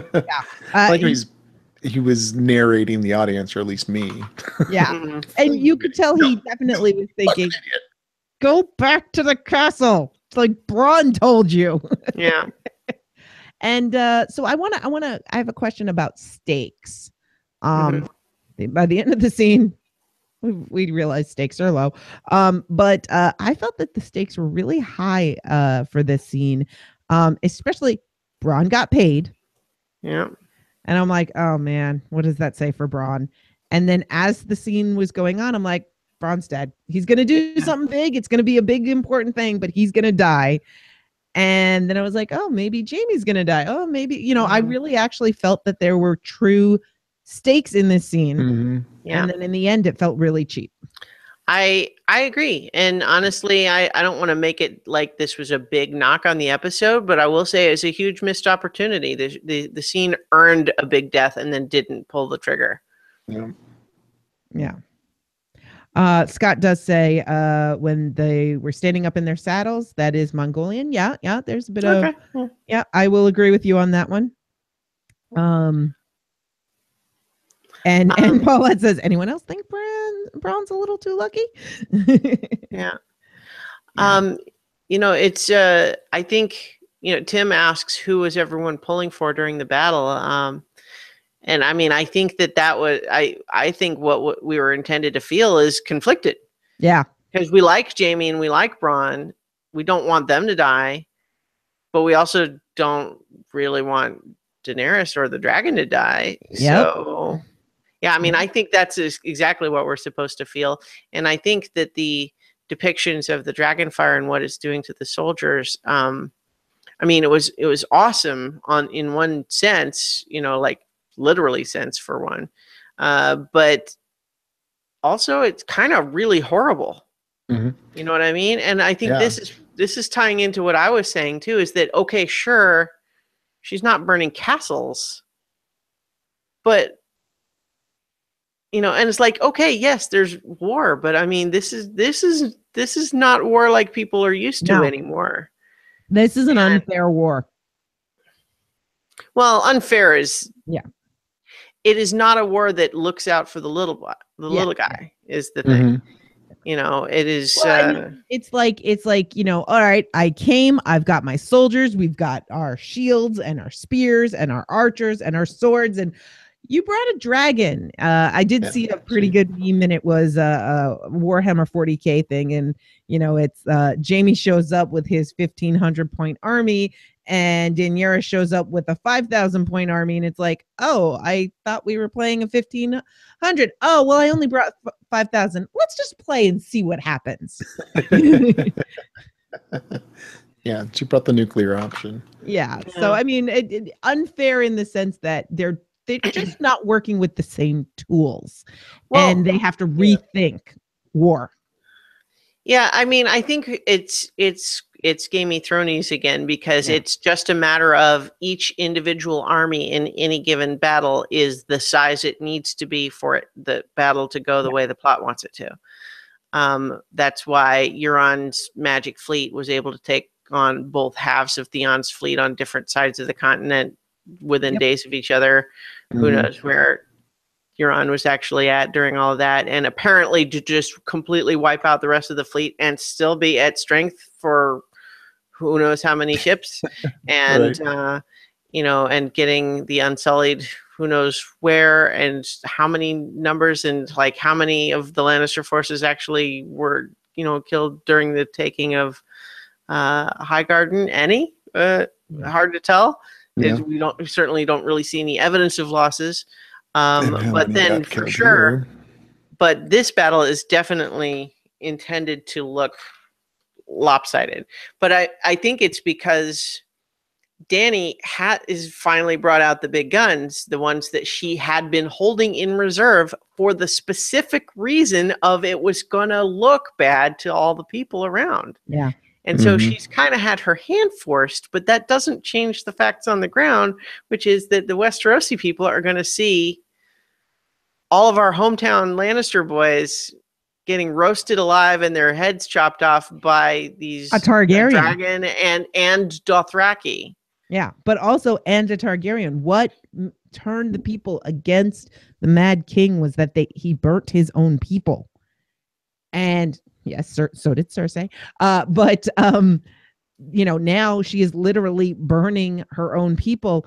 The other thing that I noticed is there's going to be stories of people burning alive, and some people vaporize. I mean, people turned to ash. Yeah, that shows us also more power of the dragons than we've seen before, because every time we see the dragons use their fire, they're stronger because they're still growing. And they are at the point where they can turn things to ash. Now, I have a question. So Drogon gets hit with that arrow and he starts to go down. Does anyone think okay, yeah, it bothered him, but maybe part of that was a play, a tactic? I don't think it was a play. I think it was a very startled surprise that he actually got hurt, which may be important for people to see. Well, yeah, they can get hurt, but it fucking hovered after that. So it obviously wasn't hurt. It didn't impede his flying. And the other thing is, when we saw the test with the skeleton, the spear went all the way through to the other side. This spear kind of got stuck and didn't go through to the other side of the wing alone. And that's not even the skull, which is a stronger part, which makes me say, okay, scientific method, you tried it on the skull, but you didn't try it on anything that had skin. You don't know what dragon skin does. It's also that's what I was going to say. The range was completely different. This is also true, and again, scientific method, you're not going to be firing from directly close. Yeah. But, it wasn't scientific method. I mean, the skull was a demo. It was not the testing. Exactly. Well, that's what I'm saying. We've got a very, we think this is going to work. Not so much. But it was presented as this is definitely going to work. And I disagree that it didn't affect Drogon's flying, because he managed to flap a couple of times right before he hits the ground so that he doesn't die. That doesn't mean that it feels fine and he's able to just take right back off again. No, but it's clearly not dire. Well, I thought it meant he had to land and only just barely managed to not crash. That's was my take. I read it a little bit differently. I read it as he recovered and then he made way for the ballista. If there was any way possible for Drogon to keep flying, then Dany is a moron for having him land and getting off and trying to take the arrow out in the middle of the battlefield. Okay. Yeah, very true. That is an idiotic thing to do if there was any other option. Yeah, that answers my question. Because I wondered, maybe is this a tactic, you know? Yeah. Well, because, I mean, okay, Jaime comes at her with a spear. Well, it was like in a couple episodes ago, it just takes one arrow. If there's just one archer around there at some point, you just try to pick her off from 40 yards away. More, you know, it's like, you know, so, and, you know, the regular archers, the arrows bounced off, but if they hit Dany though. Yeah, that's the issue. And so Paulette did say something. She said right before you know, this battle happens right after Dickon talks about the smell of his first battle. Can you even imagine what this battle smelled like? Right. Yeah, and so fire took care of a lot of that. Right. So it's not so much, and like to kind of come back to this, like it's not that I like feel bad about the soldiers dying exactly. I mean that, you know, it is a war, right? But earlier in the season, when we had the strategy discussion, it was specifically brought up. You have the Dothraki, you have the Unsullied, you have 3 dragons, you have these Greyjoy ships. Why do you not just go straight into King's Landing? And the reason is because they were hoping to be able to take it with Westerosi troops. So to make it clear to the people that she intends to rule that she's not just a foreign invader. That option has been taken away from her, and so she's just diving in with the big guns, which is effective militarily, but is still going to have that effect. That when she marches into the Red Keep after these battles, the people are not going to feel like she's the rightful winner. They're going to feel like she took it with force, and they're scared of her. Yeah, she's not a liberator, she's a conqueror. Right. And so is a very different thing. And that is the turn that I've seen in her, is that she has flipped the switch in her head that tells her that it's okay to do that. Now, she's always had that switch kind of on a toggle. I mean, you know, it's like, you know, but at the same time, I feel like she's moving more in that direction without anything that looks like it's going to act as a check. Because she's already not listening to the people who would tell her different. Yeah. You know, maybe she half listens to Jon, but only, so, I mean, if he hadn't said that though, would she have just gone and burnt the Red Keep? Sounded like that's what she wanted to do. Yeah. So, and why is Dany not wearing armor? Paulette says, and I think that's just, it doesn't occur to her. Many people have, and Scott, I think it was, that pointed out how Dany can hang on to the dragon pretty easily. I think there's a little, you know, you could argue there's like little scales and spikes that she can get purchased and all this other stuff, but she's a Targaryen. You know, we'll just hand wave all of that stuff. He was born for this. Yeah. And Drogon has gotten huge. Again, every time we see the dragons, they're more powerful. And every time we see, especially Drogon, he's bigger. And we definitely saw, they used the budget well, I think, in this episode. Yeah. It didn't look cheesy. It looked convincing. We had some new Dothraki math. Oh, yeah. In the sense that it finally actually looked like there was a lot of them. That's a horde. Yeah. That is what I would define as a horde. Yeah. And what was great in the behind the scenes kind of filming, it was really just, you know, a handful of them, and they did all the tricks and the saddle. Well, yeah. So I guess I read somewhere that they had a lot of the same extras playing both both armies soldiers. Nice. Yeah, just swap uniforms. Right? Yeah. And by the way, she only brought one dragon. Yeah. Yeah, this is just one. I think the stories among the people will be really interesting. Yeah. And I mean, I think, it is further evidence of what you were saying, Chooch, just that she is doing this as a compromise, is that I think the reason she only brought one is because she can't count on being able to control the other two. Yeah. Mm. In the Dragon combat. riders. Yeah. The dragon has 3 heads. Now she'll be forced to actually pay attention to a different dragon, maybe for a little bit. Oh, maybe she'll start practicing with the other dragons now that one's, yeah. As Paulette says, that's not a horde. This is a horde. So I did have one quick nitpick when Braun kills the Dothraki with the scorpion, and then folds out the arms so that it can fire. Well, Yeah. I thought they showed him reloading it again. I don't know. Yeah, but he had to actually fold out and bolt in the arms so that it would actually have any draw. Once he opens the cart, he does. Yeah. Well, maybe it has like a light fire mode Right. that it was in, and then he extends it for distance mode. Yeah. That was actually that didn't occur to me, but that's kind of fun. Yeah. And so Jamie, makes the thing, and then he gets saved. Couldn't really tell who it was, and it doesn't really matter, I suppose. But it looked like Braun, maybe. Oh, I was pretty sure it was Braun. Yeah, I think so too.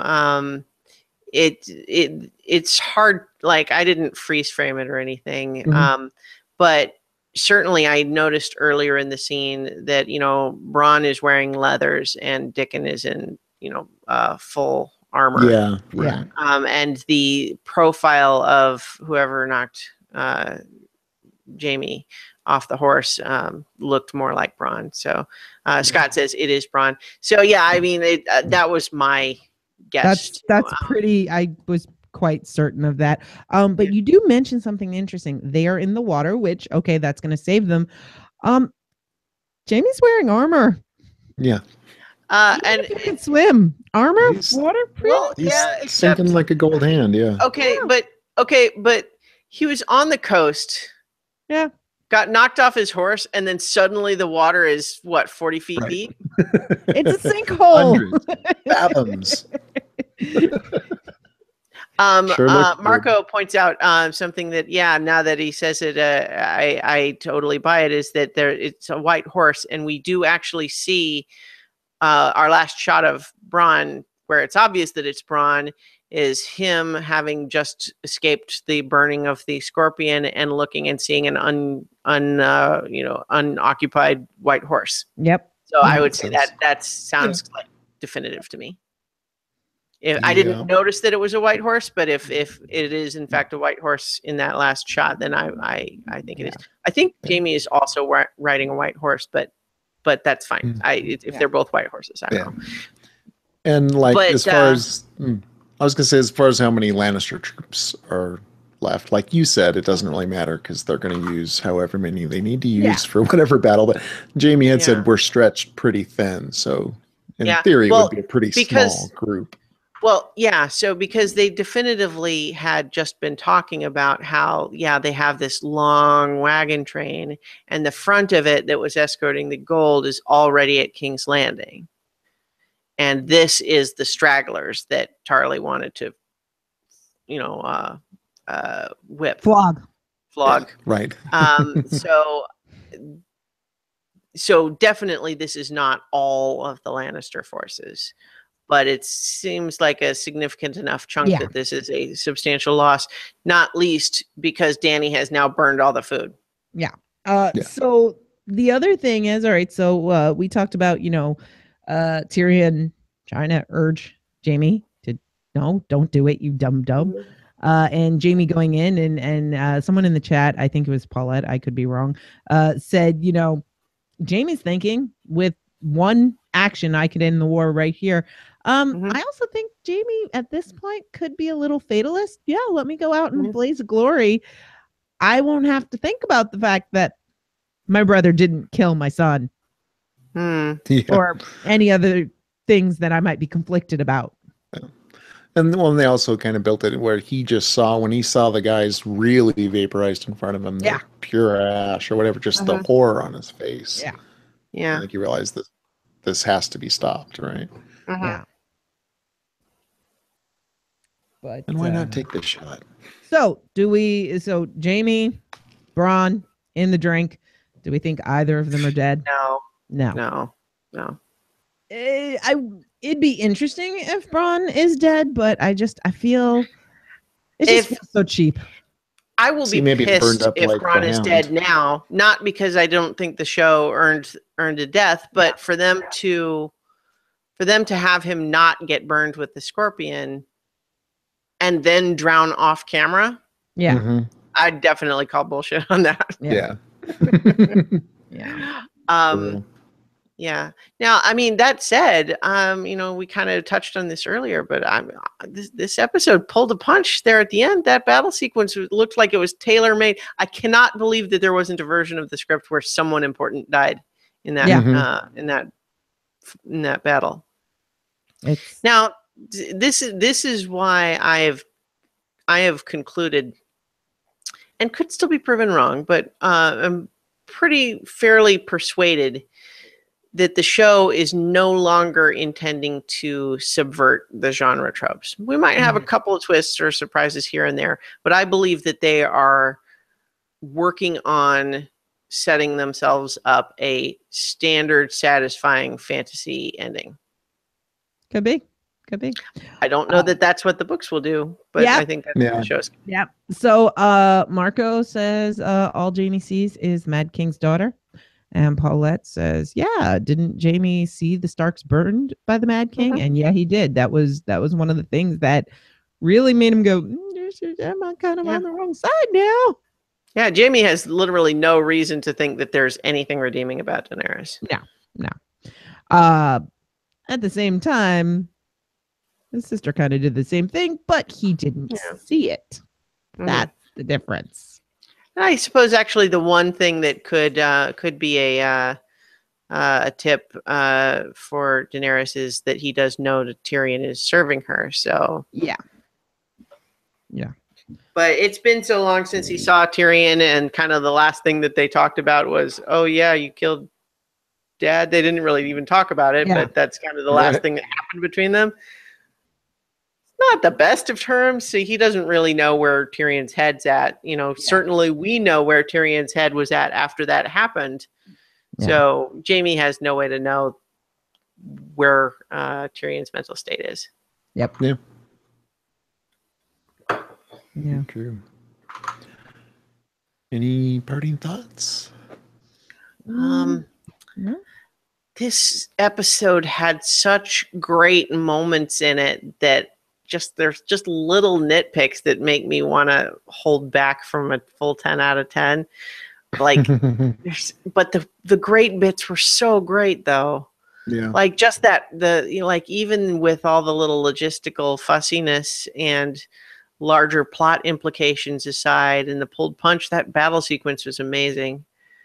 And the fight, between Arya and Brienne, just the reunion with Arya and, Bran and Sansa generally, like the great stuff was so great in this episode. But then it also just had, look, the cave paintings say you should help me. Totally legit source. And Davos saying, yeah, I saw you staring at her heart. And I'm like, what? Yeah. Come on. Speaking of nitpicks, what was that bullshit conversation with Missandei? Yeah. What's a bastard? We don't have marriage. Right. She knows 10,000 languages and every type of... Oh, I'm confused. What do you mean a bastard? This is a mysterious word to me. Can you describe the concept?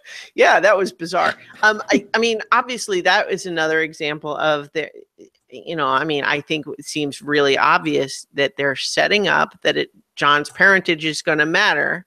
Yeah. And they have to remind us what he thinks it is. Yeah. That makes sense. Yeah. But yeah, Missandei not knowing the concept of a bastard. What do you mean, bastard? That's so. Oh. What is this human word you use? Come on.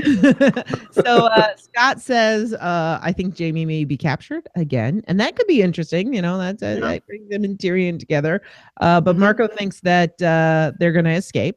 So it'll definitely be interesting to see what happens, because I do believe that, especially for Jamie, there's two things that can happen. I still think he can go tell Cersei what he found out from the Queen of Thorns, and her not care. And that'll really sway him. Yeah. Or being with his brother could also really sway him. So I think we got places to go. I feel like there's more narrative potential with him getting back to Cersei. Yeah. Because I'm just imagining the scene of him connecting up with Tyrion again, and I'm just like feeling like, well, how does that conversation actually go, though? Right? It's, oh, hey, sup? So I hear you didn't kill Joffrey. Yeah, like I said all along. Okay, but you did kill Dad? Well, he was kind of asking for it, right? Okay, so now what? Yeah.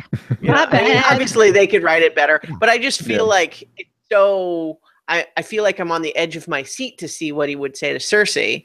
Yeah. And although I like Jamie and Tyrion, I wouldn't mind seeing them get a reunion. I just feel like I'm more interested in the other way. And I think Bronn saving him from his suicidal rush, the falling in the water is just a cliffhanger. Yeah. So what I think my prediction is that Bronn, first of all, rescues Jamie from drowning, helps him get his armor off underwater, and then they swim away underwater so that they can sneak away unobserved. I think that would be the more interesting thing, and reunion with Tyrion later. Scott has a good idea. Tyrion will help him escape. Yeah, that's what I was thinking. I can see that. I like that. I like that a lot, especially if Tyrion is concerned that Daenerys is not going to treat him well as a prisoner.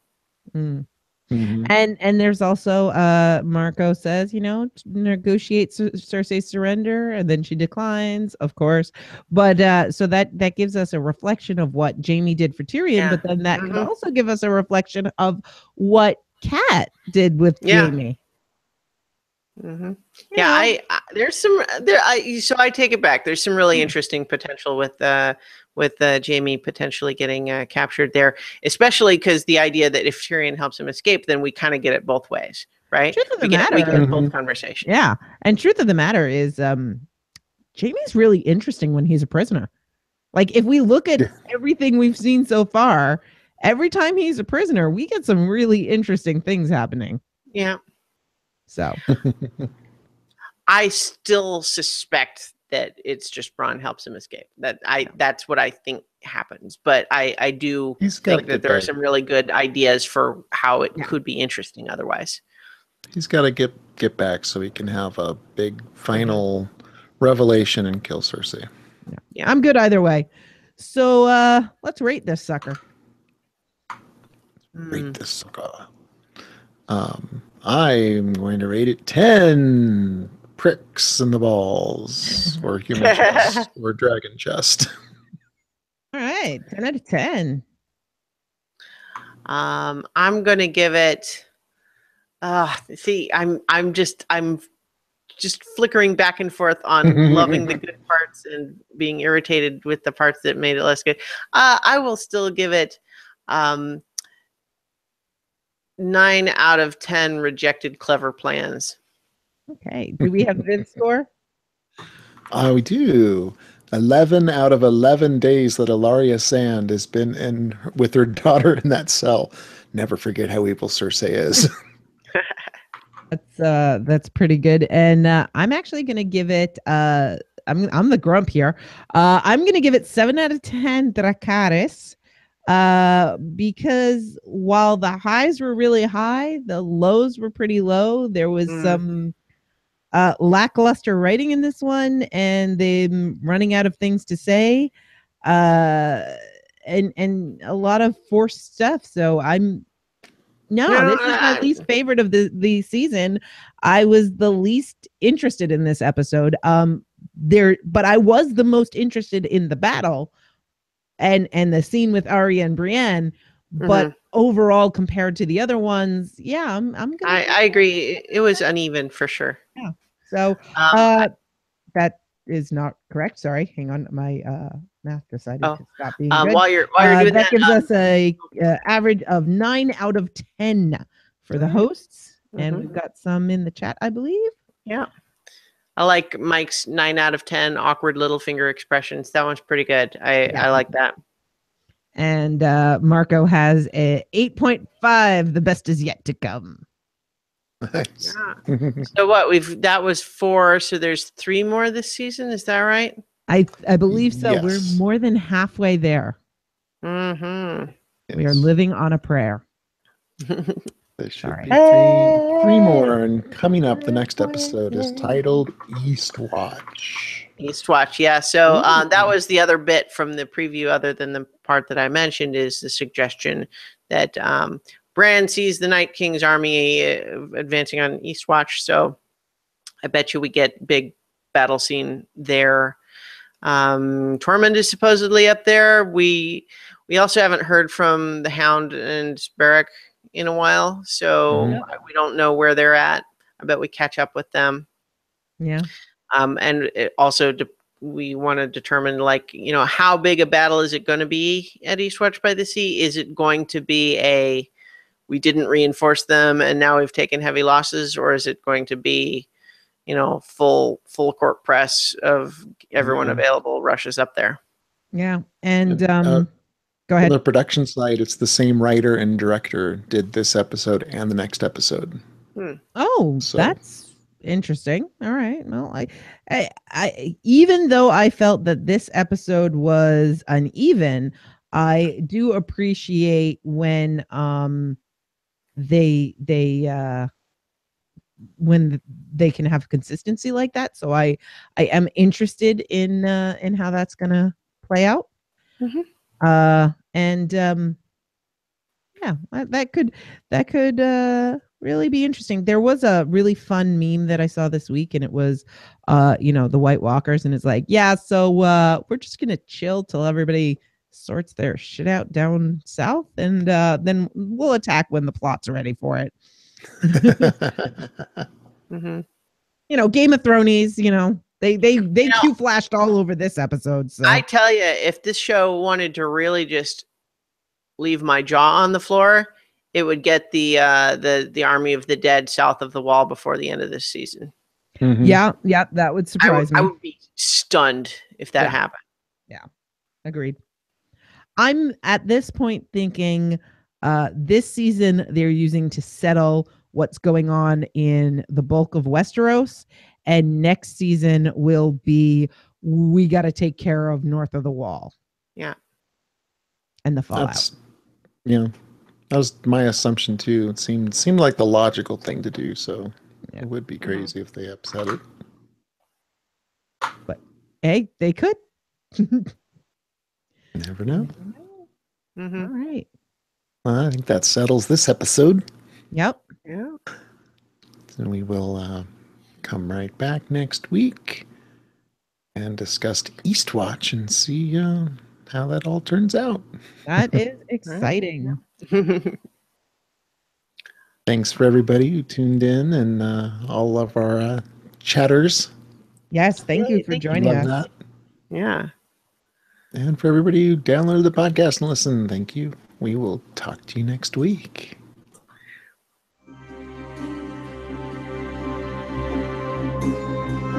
If you have feedback for the Beyond the Wall podcast, you can email us at btw@specficmedia.com. You can also leave us a comment on the website. Go to specficmedia.com, where you'll find a shiny BTW button. That'll take you right to our page. This podcast is released under a Creative Commons Attribution, Non-Commercial, Share-alike 3.0 Unported license. Feel free to share and remix. Just give us credit and don't charge money for it.